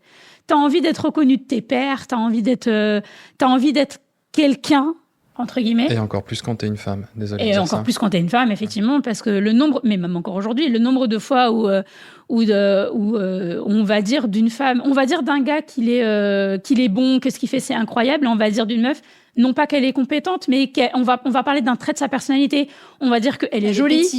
Elle est pétillante. Mon Dieu, mais le nombre de fois où on m'a dit que j'étais pétillante, et le nombre de fois où j'ai eu envie de répondre, j'en ai rien à carrer d'être pétillante. Je ne suis pas une bouteille de badois. Exactement. Par contre, dis-moi que je suis compétente, tu vois, genre, dis-moi que j'ai des skills, tu vois. Moi, ça m'intéresse. Être pétillante, j'en ai rien à foutre, en fait, tu vois, genre. C'est cool. Ça aide aussi dans le boulot. Mais voilà, c'est pas ce que j'ai envie d'entendre, en vrai. Mais il y a eu une période, effectivement, où tu as plus envie de ça. Et je pense que quand tu vieillis et que quand tu prends de la bouteille un peu, tu te détaches un petit peu de ça, en fait. Et puis parce que je pense que ton agenda, il se remplit, tes clients, ils sont là. Du coup, tu as moins besoin d'aller chercher ça, en vrai. Alors, il y avait une question qu'on a abordée dans l'autre sens, c'est-à-dire on a parlé de la tendance à venir, mais on n'a pas parlé des tendances qui ont changé la donne ces dernières années. Bon, est-ce qu'il y en a une qui vous vient comme ça, ou on a déjà abordé avec le Moody, les choses comme ça, ou... Le retour du flash. Ouais, mais ça c'est... Ah oui, ça c'est plus actuel. C'est actuel, tu vois, c'est... Il y a une grosse tendance là-dessus. Ouais, il y a une... Mais dans les trucs passés qui ont changé la donne... D'ailleurs. Oui, c'est vrai. J'ai pas entendu. Je disais qu'il casse les pieds aux vidéastes. Le retour du flash, c'est compliqué pour nous les vidéastes et des photographes qui veulent flasher toute la journée du matin au soir. On en parle ou pas? Ouais, pour en parler vite fait. Parle-en. Bon, non, juste rip à tous mes collègues vidéastes. Non, mais rip à mes collègues vidéastes qui vont devoir subir les flashs dès les préparatifs jusqu'en extérieur. Voilà, toute la journée jusqu'au soir. C'est une grosse tendance en ce moment. Ouais, mais la bonne nouvelle, c'est que comme les mariés aiment ce style-là, ils l'aiment aussi en vidéo. Donc, tu vas retrouver des images. Oui. Ce qu'on a tendance à caser aujourd'hui dans l'éditorial, on va retrouver aussi un style plus éditorial également en vidéo. Donc, du coup, ça va avec. C'est juste que les vidéastes qui n'avaient pas envie de faire ça, ils se retrouvent un petit peu coincés là-dessus et obligés un peu de suivre. Enfin, obligés. Non, mais dans ce cas, tu filmes pas à ce moment-là et tu utiliseras pas ces images. Ouais, et puis encore une fois, tous les vidéastes ne travaillent pas avec des photographes qui font un style éditorial. C'est comme chez les photographes, il y en a dans tous les styles. Non, mais quand tu seras pas sur un mariage édito, mais que le photographe s'est dit ah tiens, j'ai vu ça sur Insta, je vais la reproduire. Ah bah oui. Et tu sais très bien qu'il y en a plein qui vont vouloir essayer sur les mariages et tester des trucs. Et oui, c'est sûr. Voilà. C'est sûr et certain. Mais après, dans les tendances passées qui ont changé la donne, si il y a des trucs, tu vois, genre la cérémonie laïque. Oui. Ça a été un des milestones dans l'univers du mariage. Ah, clairement. Tu vois, de passer de la cérémonie laïque, c'est un truc à l'américaine.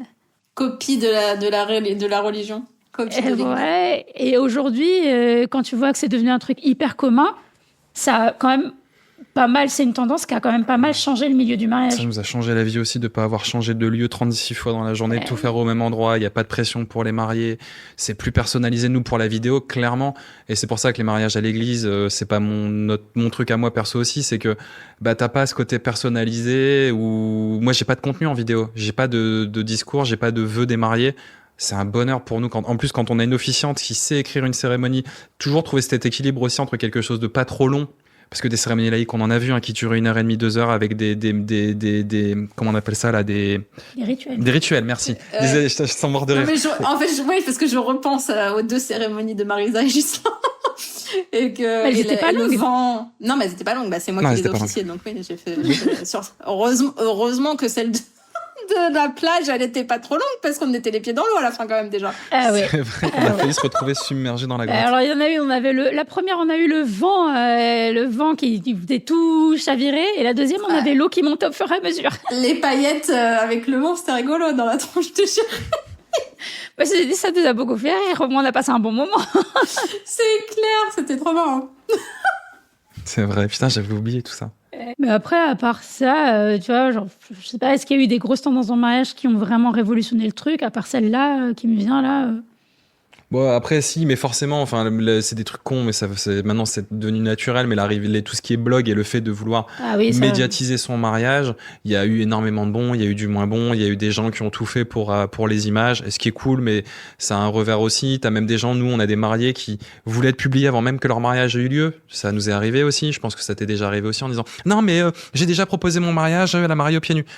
Mais ton mariage n'est pas encore relu. Tu n'es pas encore marié. Oui, mais je lui ai expliqué ce que j'allais faire. Je suis sûr que ça va lui plaire.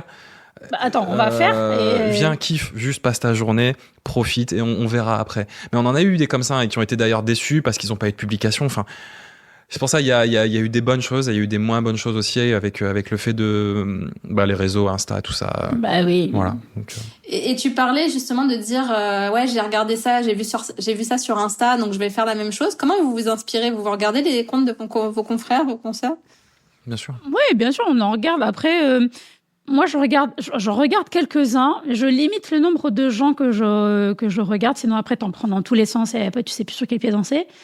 Et puis, le but du jeu, c'est pas implicitement, parce que ça se fait souvent implicitement, parce que t'as tellement regardé le contenu des gens qu'après, quand toi, il arrive, t'as du mal à trouver ta propre place dans tout ça. Donc, je regarde, moi, perso, les images des collègues, mais je limite vraiment le nombre de gens dont je vois passer le travail. Et après, moi, je vais regarder surtout des comptes d'autres trucs qui n'ont rien à voir avec le mariage, mais sur lesquels je peux aller chercher des trucs qui ont un rapport avec le mariage, ou que je peux intégrer dans le mariage. Tu vois, je suis énormément, par exemple, les comptes des marques, genre les marques de fringues notamment, et les marques de fringues haut de gamme, tant qu'à faire. Mais en fait, parce que j'adore regarder leurs campagnes de pub. C'est souvent précurseur de choses qu'on va voir arriver dans les 1 an, 2 ans ou 3 ans dans le mariage. Et c'est toujours hyper intéressant d'aller voir la pub en règle générale pour pouvoir aller chercher l'inspi. Mais ça, j'ai toujours fait ça de toute manière. Ouais, enfin là, moi en vidéo, c'est plus compliqué parce que si je te devais te demander de citer 20 vidéastes français, 10 vidéastes français, c'est chaud. Hein. Bah déjà, je suis très difficile. Donc, comme je te l'ai dit tout à l'heure, à part, franchement, je te dis, à part toi, Marisa Ghislain, Pascal Délé, je pense que vous êtes les 3. Ou s'il y a Benoît Jutin qui avait fait une de mes vidéos, j'étais très contente aussi. Pierre et Julie, mais j'ai jamais travaillé avec eux. Tu t'es aventuré dans un truc, désolé, parce que là, si t'en oublies un au passage, tu vas le regretter. Non, réfléchis bien. Okay. En vrai, vous êtes les 3 avec qui j'ai adoré travailler. Alors, pas Pascal, parce que justement, c'est un des trucs où je lui ai dit, putain, je suis bègue, on n'a jamais travaillé ensemble. Manqué. Mais pour le coup, Pascal, en fait, moi, quand je suis arrivée dans le métier, alors, putain, j'ai failli oublier. François! Bah oui, c'est vrai. Ricordio. Mais voilà, justement, quand j'ai fait ma soirée de lancement, j'avais consulté les deux. En 2012, quand j'ai lancé ma société de wedding planning, j'avais fait une soirée de lancement et j'avais contacté les deux parce que déjà à l'époque il y avait pas grand monde non plus. Toi t'étais pas encore arrivé, Jérémy. Et donc du coup, je sais que ces deux personnes-là font partie des vidéastes que j'ai adoré tout de suite. Mais c'est vrai que je suis très très difficile. Là après, tu me demandes. Donc c'est pour ça. En fait, en France, il y a très peu de nouveaux. Enfin, il y a des gens qui se lancent, il y a pas mal de nouveaux qui se lancent, mais rien de nouveau sous le. Ouais, mais en termes de contenu, il y a rien de nouveau sous le soleil. Tu vois ce que je veux dire? C'est des choses qu'on a déjà vues et en vrai, tu vas retrouver. Alors là, j'ai oublié son nom et c'est Douglas de Sculpting with Time par exemple. Je suis beaucoup d'étrangers forcément qui eux vont être précurseurs dans l'approche du mariage. T'as Justin Porter Media. C'est un style que j'admire son travail parce que le mec bosse avec 5 caméras, il équipe en micro tout le monde. En fait, il fait une télé-réalité vraiment par curiosité. Allez jeter un coup d'œil à ce qu'il fait. C'est de la télé-réalité de mariage. Tu vois un peu la famille Kardashian, la série. Et c'est ça, mais pour ton mariage. Okay. T'as vraiment une approche qui est particulière. C'est ouf. Et le mec, il y a beaucoup de making of, il y a beaucoup de backstage sur sa manière de travailler. C'est impressionnant de le voir travailler. Mais donc ouais, je vais beaucoup regarder ce que font les Américains et de voir aussi ce que les vidéastes dans la niche dans laquelle on veut atteindre font.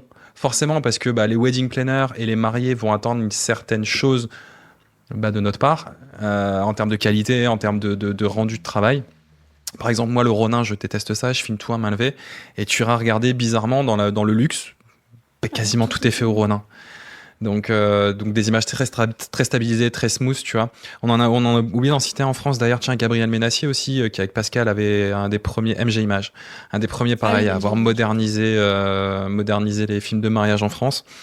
Il y avait Arthur de Gors, mais il fait plus de mariage aussi. Non, il fait plus de mariage, non, effectivement. Mais lui, c'est ce que j'ai dit à Pascal. Hein, lui, moi, j'avais repéré son talent.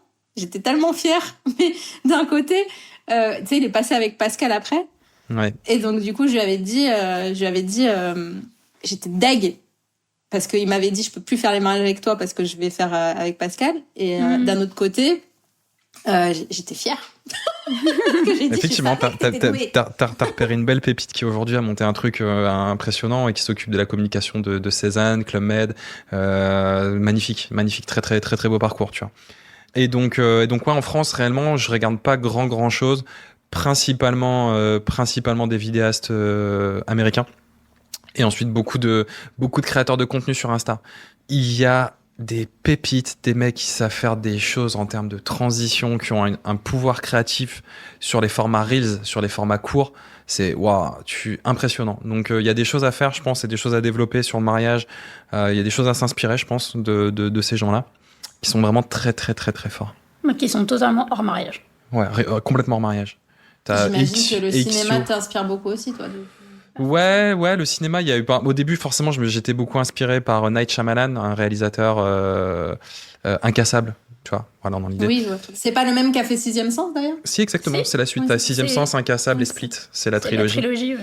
Il y a une chose que tu te rends compte quand tu regardes du cinéma vs la réalité d'un mariage, c'est la lumière et l'utilisation de la lumière artificielle qui ont tendance à enjoliver les choses et à être quasiment impossible à reproduire sur les mariages.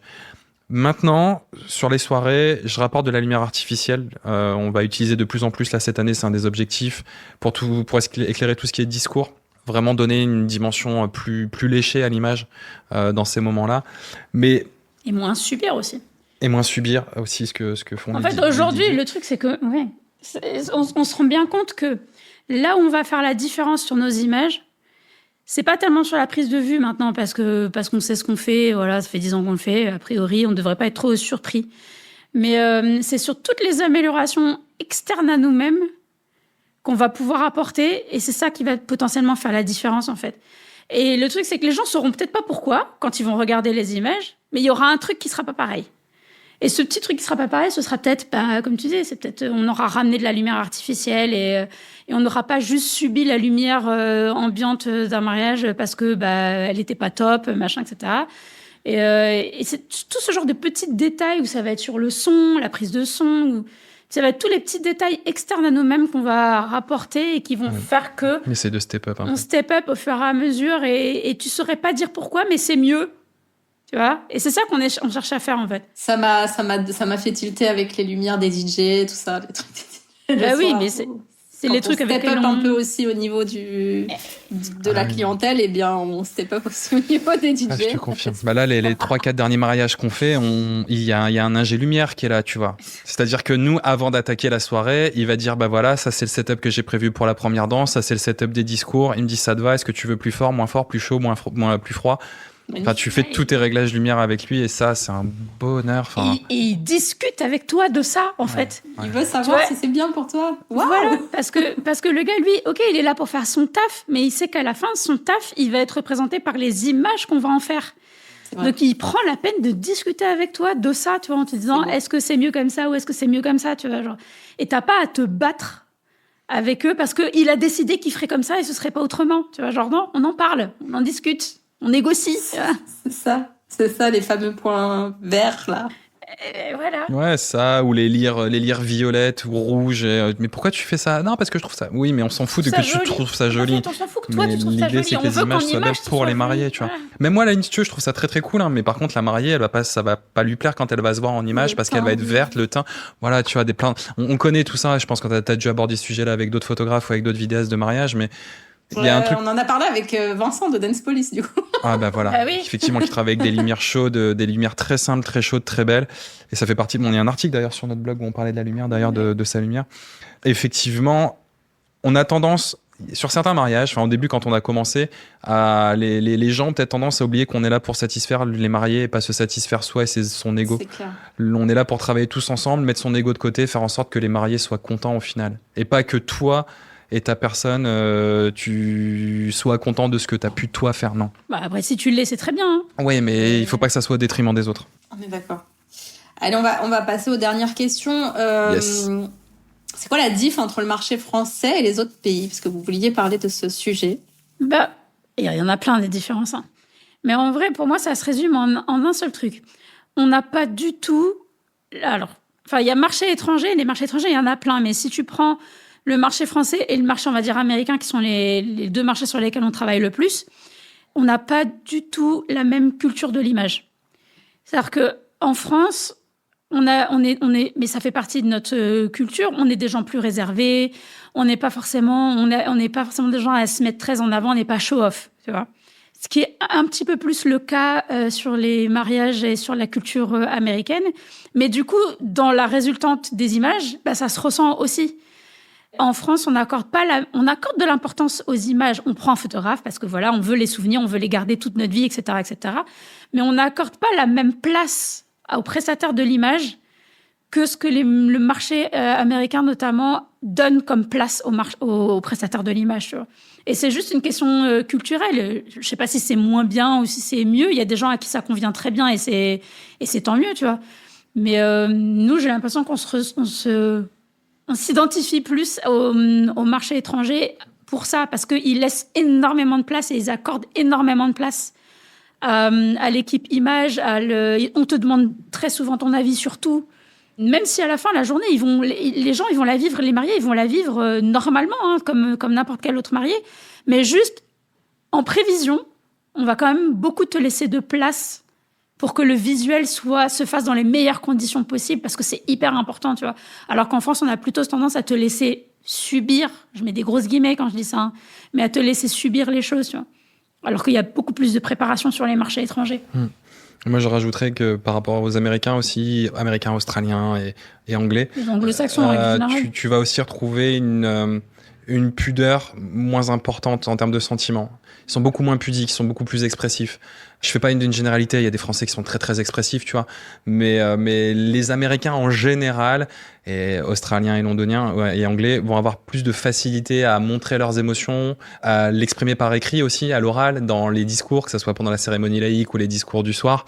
C'est tout de suite beaucoup plus intéressant, beaucoup plus profond que les mariages français où on a tendance à être très pudique, à avoir plus de mal à exprimer ce qu'on ressent, à mettre par écrit, ça doit être compliqué. Je sais pas comment toi tu le vis parfois avec certains tes mariages quand tu officies, où tu dois avoir un accompagnement bien plus poussé, je pense. Ah les mariés c'est-à-dire les hommes, c'est sûr que pour aller leur sortir les vœux, il m'est arrivé, mais il est arrivé aussi une fois que j'écrive les vœux pour une femme. Mais la plupart du temps, j'écris les vœux pour les mecs parce que ils arrivent pas à mettre sur papier. Alors, je fais des rendez-vous avec eux en leur disant, ok, dis-moi, machin. Et donc, en fait, alors, soit ils arrivent à mettre quelques lignes et après, je les remets dans l'ordre et je refais le truc. Soit ça m'est arrivé de vraiment faire un rendez-vous avec eux et d'écrire pour eux. Et les mecs me disent, mais on dirait que c'est moi qui ai écrit. Bah oui, c'est toi qui as parlé et moi, j'ai juste écrit, tu vois. C'est ça. Mais oui. On n'est pas bon pour ça. On n'est pas bon. Même le discours du soir, ne serait-ce que les discours de remerciement des mariés le soir, en France, on sait pas faire. Combien de fois où tu sais, quand les mariés rentrent et tout ça, font leur rentrée, nous on est prêts, allez, let's go, c'est parti, discours de bienvenue. Et là, c'est merci d'être venu. On remercie nos parents, et voilà. Et bon appétit. Combien de fois on a entendu cette phrase? Mais on ne sait pas faire, c'est pas culturellement, on n'est pas bon. Non. En fait, mais on nous apprend pas non plus à l'école le talent oratoire, tu vois. Mais c'est vachement bien ce que vous me dites là, parce que ça me donne des idées pour mes clientes qui vont être officiantes ou wedding planner, de coacher leur mari là-dessus aussi, tu vois. Pour rajouter un truc en plus sur qu'est-ce qu'on va dire pendant le repas. Mais tu vois, justement, sur les dernières cérémonies que j'ai fait, j'ai rajouté ça dans la cérémonie plutôt qu'au repas. C'est une de mes amies, Nadia, qui faisait ça aussi quand elle était officiante. Et en fait, c'est vrai que ça donne un truc parce que les mariés, moi, en fait, avant, je voyais la cérémonie comme un cadeau pour les mariés. Parce que justement, ils s'occupent de toute la journée et là, ils découvrent tout. Et en fait, le fait de rajouter quand même un discours des mariés qui remercient leurs invités en début de cérémonie, ça donne le ton de la cérémonie parce qu'ils commencent à dire merci à leurs parents, à pleurer, à machin. Et donc, du coup, ça donne quand même le ton de la cérémonie, à rigoler. Enfin, moi, je leur dis toujours, rajoutez des blagues, là. Vous faites des blagues toute la journée et là, vous faites que des trucs où on pleure. Non, on veut des deux. Tu vois? Ah non, ça, la narration, ça, les Américains savent faire. Et effectivement, par exemple, un truc que tu retrouves sur ces mariages qu'il n'y a pas en France, c'est le best man qui roast son pote, tu sais, le soir du mariage, le discours du meilleur pote. T'as jamais vu ça, du coup? Non. Sur tous les mariages américains, nous, c'est comme ça, en fait. T'as le soir, donc le best man qui est le témoin plus, on va dire, côté mec, va défoncer son pote. À base d'anecdotes, gentiment. Non, c'est gentil, c'est des blagues, c'est relevé gentiment, genre. Tu te rappelles la première cuite que t'as pris quand on était à l'université et que t'as fait ça, tu vois, et c'est juste 2-3 dossiers comme ça qui vont ressortir ou des défauts, mais c'est tellement bien fait et 99% c'est gentiment fait. Tout le monde est mort de rire et à la fin, forcément, il va dire à son pote qu'il l'aime, tu vois. Même ça, tu vas juste dire je t'aime, on a du mal c'est compliqué en France, ouais.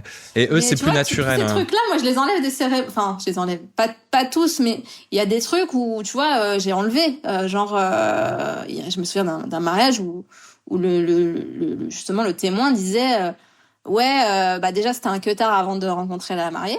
Ça dépend comment c'est. Non, on dit pas ça, non, ça on dit pas, ça on dit pas. Ça, non. Et puis ils racontaient toute leur cuite et tout, et ça j'ai dit alors peut-être pour la soirée, c'est ce que je leur ai dit, peut-être mettez ça pendant la soirée, mais pendant la cérémonie on est là la cérémonie. Oh non. Ah bah oui, là c'était la cérémonie. Ouais, non, pas la cérémonie. Non, le discours du best man, ça se fait au moment, c'est les repas au soir, le repas du soir, et t'as vraiment, quand tu regardes vraiment, c'est une culture aux États-Unis de faire ça. Il y a vraiment une manière de le faire, une manière d'aborder le truc. C'est très intéressant et à chaque fois, on est mort de rire, on passe vraiment de très bons moments. De toute façon, t'as même, pour te dire à quel point c'est culturel chez eux, t'as même une émission de télé. Comment elle s'appelle cette émission? Non. T'as une émission où en fait le but du jeu, ils invitent par exemple 6 célébrités. Donc de métiers complètement différents, tu vas avoir un chanteur, un comédien, 6 célébrités. Il y a un pupitre au milieu, donc ils sont séparés en deux. Et le but du jeu, c'est on leur a donné comme objectif de faire ce qu'on appelle un roast. Donc c'est vraiment chambrer l'un de l'autre. De chambrer les autres invités qui sont avant l'émission, on te donne la liste des trucs, et alors il y en a et c'est hyper naturel pour eux parce que c'est des stand-uppers, des comédiens, etc. Il y en a d'autres où c'est un petit peu plus préparé, mais tu vois, ça fait partie de la culture en fait pour le coup, les Américains, ils ont pris au pied de la lettre une expression qui est pourtant typiquement française, c'est qui aime bien châtie bien, tu vois. Et c'est vraiment le cas, et ça fait partie de la culture. Et plus tu roastes, mais gentiment, le but c'est pas d'être ni déplacé, ni de mettre tout le monde mal à l'aise, ou ni de balancer des dossiers que le gars voulait enterrer, tu vois. Mais c'est de gentiment mettre en avant des défauts, des petits dossiers, des petits trucs, mais de le tourner de manière rigolote, mais vraiment à la façon d'un stand-upper en fait. Il y en a sur tes dernières vidéos, Jérémy? Que j'aille voir ça? Non, j'avoue que non, je les mets pas. C'est pas le discours que tu mets en fond sur la vidéo du. Non, c'est pas arrivé. Mais quoi qu'il arrive, ça fait partie des discours qui sont livrés après au marié sur le résultat final. Mais non, j'avoue que c'est pas forcément tout le temps des passages que je vais intégrer. Parce que là, c'est souvent des private jokes, tu vois. Donc il y a que les mariés qui vont écouter ça et qui vont rigoler, ou les mariés et les invités, tu vois. Donc c'est pas ce que tu vas mettre dans la vidéo que tu vas montrer. D'autres choses sur le marché français par rapport au marché américain? Non, après tu t'en doutes, mais les budgets, oui, voilà. On va pas y revenir pendant 10 ans. Voilà, c'est juste pas les mêmes budgets. Voilà, mais ça, c'est un éternel. Mais ça, c'est pareil aussi, c'est culturel, c'est-à-dire que le fait déjà de prendre une wedding planner pour eux, c'est automatique. Genre ils n'imaginent même pas à la base, à l'origine même, aux États-Unis, ça existe. Enfin, tu prends un crédit pour te marier. Oui, c'est ça. Tu prends un crédit pour la bague de fiançailles déjà. Donc tu vois, partant de ce postulat-là, tout est forcément différent. Les budgets sont pas les mêmes, l'approche est pas du tout la même qu'en France, tu vois. Et, j'avais lu un truc comme quoi c'était un X montant, X mois de salaire automatique, genre. En gros, c'est 3 ans de leur salaire.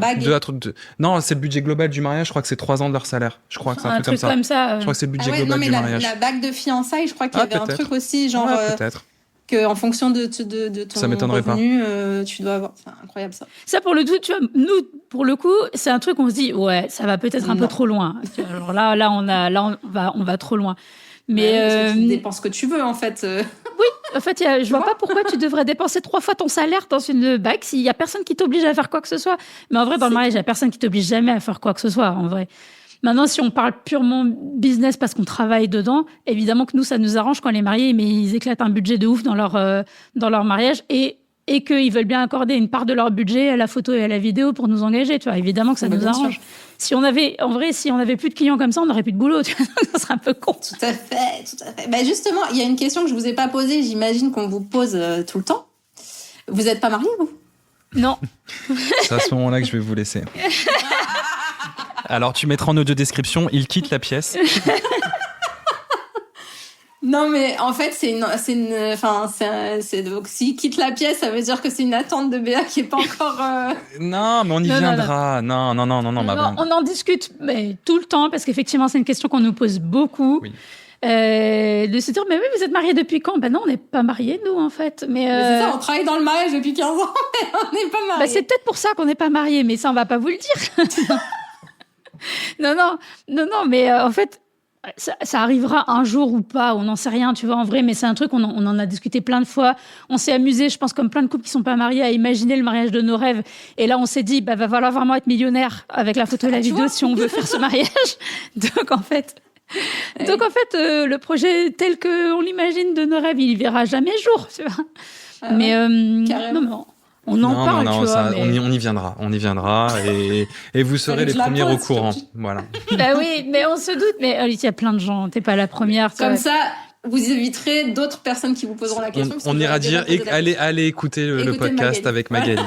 Exactement. Et allez écouter tous les autres podcasts qu'elle a fait sur le Wedding Gang. Merci. Et votre challenge du moment, c'est quoi? Parce que après 10 et 15 ans de travail acharné, c'est quoi votre challenge? De trouver l'équilibre pro-perso? Comme on disait tout à l'heure. Ouais, trouver la meilleure, toujours un meilleur équilibre. On est toujours quand même au bout de 10 ans à travailler ensemble, on est toujours quand même dans ce truc de on veut step up encore. En fait, j'ai entendu ça tout à l'heure, de se remettre en question. Ouais, on est toujours dans cette phase de on a des choses à améliorer, on a des choses à faire encore mieux, on a des choses à proposer, des nouvelles choses à proposer et qui vont nous faire encore passer un level sur tous les plans, tu vois, genre en termes de type de mariage, de type de marié, de budget. Le but, c'est... Je pense que... tu vois, pour le coup, j'ai pas peur de le dire. Je sens qu'on a le potentiel pour faire encore mieux. Et du coup, on travaille là-dessus. On a toujours le potentiel de faire encore mieux. Exactement. Ouais, mais tu sais, j'ai dit ça maintenant, mais parce qu'il y a quelques années, tu vois, je me disais, là, je pense qu'on n'arrivera pas à faire mieux. Et voilà, on est au top de notre game et on n'arrivera pas à faire mieux. Et au final, le temps passe et tu te dis, ah si, en fait, il y a... Mais là, vraiment, on est dans une phase où on sent qu'il y a des choses qui vont arriver, il y a des choses qui vont se débloquer, il y a des choses qui vont se faire. Elles sont déjà en marche et on travaille dessus, tu vois. Trop bien, j'adore. Jérémy? Ton challenge du moment, c'est ça? J'ai beaucoup de challenges en ce moment. J'ai beaucoup de devoirs, beaucoup de choses à faire. On en reparlera plus tard. Mais ouais, ça peut faire un épisode de podcast. Non, ouais, clairement. Après, il y a beaucoup de choses qu'on fait dans l'ombre là, et on bosse beaucoup sur pas mal de sujets en même temps pour la boîte. Il y a eu un déclic qui s'est fait il y a pas si longtemps que ça, où je pense qu'on a compris des choses, que ça soit dans notre façon de travailler ensemble, de concert. En fait, il y a travailler pour la même boîte et travailler ensemble. Et il y a un truc qui s'est débloqué il y a pas longtemps, je pense. Et ouais, ça va évoluer encore dans le meilleur sens, je pense. On sera encore plus fort parce que à aujourd'hui, si tu regardes inconsciemment, on travaillait chacun de notre côté sur une entité commune qui était The Quirky. Mais on travaillait ensemble, c'est-à-dire on travaillait ensemble sur les mariages, tout ça. Ouais. Mais en rentrant à la maison, chacun travaille son truc. C'est ça. Tu vois, on a 2 Instagram, chacun travaille son Instagram, et quand l'un veut poster un truc, il se concerte pas avec l'autre, tu vois. Mais par contre, je suis le premier, tu vois, quand j'ai fini de faire mon montage, je lui dis, vas-y, viens voir ma colo, qu'est-ce que t'en penses? Et là, elle me dit, bah là, ce plan-là, ça va pas, ce plan-là, ça va pas. Ou alors, bah tiens, ça c'est bien, continue là-dessus, tu vois. On échange quand même sur le fond, tu vois, mais dans la globalité, on ressent peut-être pas forcément l'entité commune, la force qu'on peut avoir en étant tous les deux, tu vois. Et c'est une chose sur laquelle on est en train de travailler et qu'on va mettre en avant là dans les semaines, mois à venir, tu vois. On a commencé un tout petit peu et là, ça va se voir de plus en plus. Trop bien, j'ai hâte de voir ça. Les gens nous connaissent sous The Quirky, mais ils nous verront encore plus sous The Quirky. Parfait, les gars. Ok. Une dernière question, après je vous laisse aller à vos activités, et moi aussi d'ailleurs. Mais j'avais envie de vous demander ce que vous avez envie de vous dire l'un à l'autre. Sur quel sujet? Tu choisis. Bah moi, je veux juste te dire merci. Merci de m'avoir fait changer de taf il y a 10 ans. Parce qu'en vrai, je pense qu'on n'aurait pas la vie qu'on est là aujourd'hui si j'étais resté salarié, si tu m'avais pas poussé au cul pour changer de taf. Bon. J'ai les larmes aux yeux, moi, comme d'habitude. Tu remarqueras que je prends quelques secondes. Mais oui. Non, mais qu'est-ce que j'aurais envie de te dire en même temps, j'aurais envie de te dire merci aussi parce que je pense que ça doit pas être facile tous les jours de travailler avec moi ou de travailler ensemble. Donc voilà, donc merci de me suivre toujours dans mes idées, de partager avec moi aussi ces idées-là, de faire des choses ensemble que probablement on n'aurait jamais fait si on les avait fait tout seul chacun de notre côté. Donc forcément, à 2, on a construit quelque chose de ouf et je pense qu'on est même peut-être pas au début, mais presque. On est au début quelque chose d'encore plus ouf, quoi. Trop bien. J'adore. Et on finit là-dessus, je crois. Parfait. Cool. Merci à tous les deux, c'était incroyable. On est sur un des épisodes les plus longs. Mais c'était on est 2 en plus. C'est normal, vous êtes 2. Ouais. Je crois que le plus long, c'est quand même toujours Clémentine du blog de Madame C. mais c'était incroyable, c'était trop bien. Je suis sûre que vous allez avoir plein d'images pour vos reels et moi un podcast du tonnerre. Merci. J'espère. Je vais vérifier là, je vais vider toutes les cartes, je vais être sûr que toutes les mises au point sont bonnes, que le son est bon, parce qu'en fait toi tu vois pas la vraie lumière. Je suis en train de me rendre compte. Tu vois pas comment c'est éclairé dans l'appart en fait, éclairage studio. Non, même là tu vois pas. Bon, je verrai sur les... Parce qu'en fait, tu vois, c'est bizarre, on voit pas la fenêtre là. Ah bah non, c'est de l'autre côté. Ah oui, c'est parce que Ah oui, non, c'est parce que je suis con, c'est de l'autre côté. En fait, il y a une lumière, il y a une imitation de fenêtre de ce côté-là et tout sur le plan large. Je sais pas si tu vois là, du coup. Ça, c'est pas de la vraie lumière, en fait. Ça n'existe. Tout ça, ça n'existe pas, en fait. Attends. Voilà le vidéaste. Il fait des choses qui n'existent pas. Je sais même pas si on a vraiment clôturé l'épisode. Je sais pas non plus. Ah, parce que tu voulais continuer? Ah, je crois que c'était la fin, moi, mais du non, coup. Mais juste de dire, je sais plus si j'ai dit merci, bisous. Ah, bah attends, je remets tout. Et si tu veux faire ton outro, fais ton outro. Hop. Non, je vais faire une outro. Je fais toujours une outro, Attends. mais on s'est pas dit au revoir, je crois. Non, c'est vrai, on est un peu... On peut garder ça, Geoffrey, s'il te plaît, garde-le. C'est bon, j'ai remis l'écran et tout pareil, c'est bon. Je crois que c'était fini, moi, désolé. Sorry, j'avais pas compris. Non, merci beaucoup, c'était incroyable encore une fois et vous allez, enfin voilà, je suis sûre que vous allez avoir plein de retours sur cet épisode et moi aussi. Bah écoute, avec plaisir. Allez, dans 5 ans pour le prochain. Allez, le rendez-vous est pris déjà. On sera peut-être mariés d'ici là. Ah. J'en sais rien. On fait pas de promesses qu'on va pas tenir, donc. Merci à tous les deux. Merci, ciao. Et voilà le gang, j'espère que cet épisode t'aura plu autant qu'à moi. Si c'est le cas, partage-le sur Insta, ça nous fera trop plaisir. Pour Béatrice, c'est Béatrice_TheQuirky et pour Jérémy, c'est la même chose, Jérémy_TheQuirky. Et pour moi, tu le sais déjà, c'est le Wedding Gang. Tu peux aussi me mettre 5 étoiles au podcast sur Apple Podcast ou Spotify, c'est ce qui m'aide le plus à faire connaître Wedding Divan. Donc vas-y, soutiens-moi, ça me ferait trop plaisir. À très vite pour le prochain épisode.